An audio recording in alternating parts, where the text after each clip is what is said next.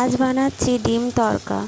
তো ডিম তড়কা আমার অতটা পছন্দের নয়, কিন্তু অনেক সময় মা বাবার আমার শ্বশুর শাশুড়ির হেলথের কথা ভেবে ডিম তড়কাটা করতে হয়। আমার ডিম তড়কা হচ্ছে আমার মা বাবার খুব ফেভারিট, কিন্তু আমার আমার আর আমার বোনের দুই বোনেরই চিকেন তড়কাটা হচ্ছে ফেভারিট। তার জন্য ডিমটা ভেজে নিলাম। প্রথমে ডিমটা অনেক সময় আমি কারির সঙ্গেই দিয়ে দিই, কিন্তু তাতে ডিমগুলো খুঁজেই পাওয়া যায় না। তাতে আমার আমার আমার কর্তামশাই আবার রাগ হয়, সেই জন্য ডিমটা আগেই ভেজে নিচ্ছি। তো এখানে যেরকম সবাই করে সেই রকমই করছি। পেঁয়াজটা ভেজে নিচ্ছি প্রথমেই।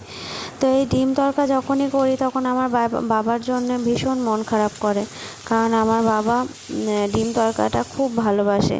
যদিও বাবার সব সময় সব জিনিস তো হজম হয় না, বাবা এখন সেরকম ভালো করে সব কিছু রেগুলার মতো খেতেও পারে না, যে সময় বেসিসে খেতে হয়, যে এটা খেয়ে নেবো ওটা খেয়ে নেবো, যখন তখন সেটা খেতে পারে না। একটু টাইমের গন্ডগোল হলেই ব্যাস, বিপত্তির শেষ নেই।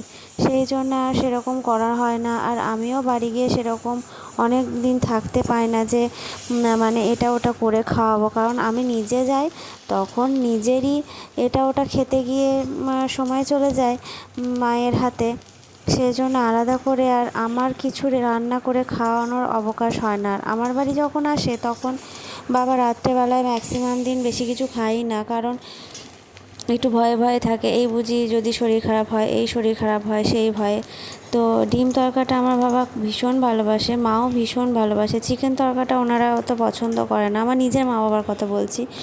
আর আমার শ্বশুর শাশুড়ি দুটোই ভালোবাসে, কিন্তু রাত্রেবেলা তো সেই জন্য চিকেনটা একটু অ্যাভয়েড করাই হয়, যেহেতু ওদের বয়স হয়েছে সেই জন্যে। তো বকবক করতে করতে অনেকটাই তরকার এই রেসিপিটা এগিয়ে এসেছে। তোমরা একটু দেখে নিও, সবাই এরকমভাবেই করে আসা জানি। তবু যারা নতুন একদম গৃহিণী, নতুনভাবে করবে তড়কা জিনিসটা, প্রথমে ডালটা একটু সিটি দিয়ে নিতে হয়। ডালটা দেখবে একটু যেন গলা গলা ভাব হয়, তবে তড়কাটা বেশি ভালো হয়। তো ডিম তড়কা করতে গেলে এই ডিমটা আগে ভেজে নেবে, বাদবাকি সবই। কিন্তু একটাই কথা বলবো, তেলে কোনো ফোড়ন দেবে না। 5 ফোড়ন হোক, জিরে ফোড়ন হোক, লঙ্কা ফোড়ন হোক, কোনো ফোড়ন নয়, ডাইরেক্ট তেলে পেঁয়াজ কুচো দেবে। তবে একটা জিনিস আমি এখানে অন্যরকম করেছি, সেটা হচ্ছে যে রসুনটা বেটে দিতে হয়, সেটা আমি না দিয়ে কুচো দিয়েছি, কারণ আমার হাতে টাইম ছিল না, ছেলে আমার কাকালে ছিল। তো যাই হোক, এইভাবেই এক হাতে করা আর কি। আমার শাশুড়ি মা সব কিছুই করে দেয়।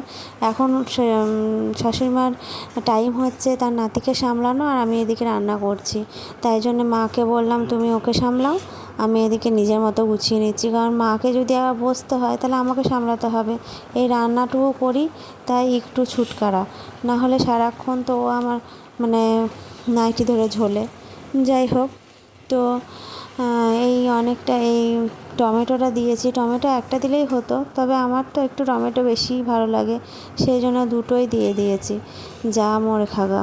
তবে ডিম তড়কাটা করলাম সবই ঠিক আছে, কিন্তু আমার বরের আবার তার সঙ্গে পেঁয়াজ ছিল না বলে তাতে একটু দুঃখ হলো।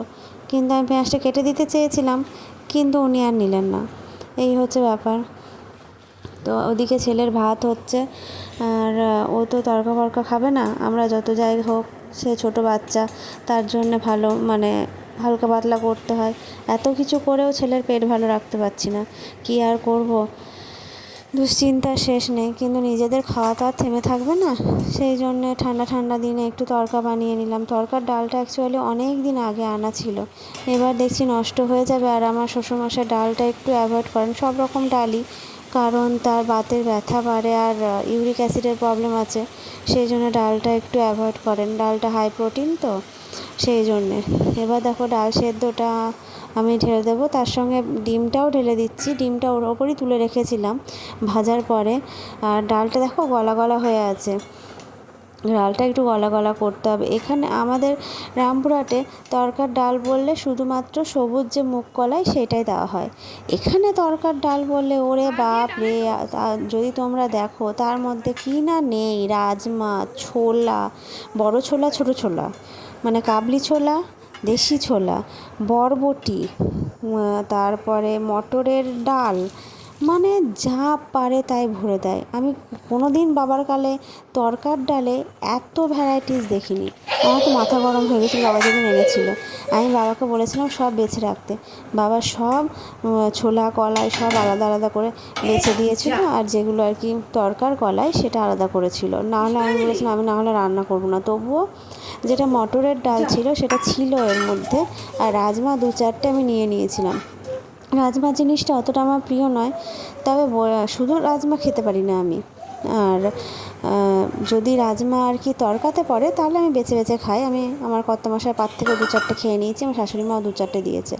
আর এই যে শেষ বেলায় সবের শেষে কস্তুরি মেথি না ছড়ালে তরকা ইনকমপ্লিট।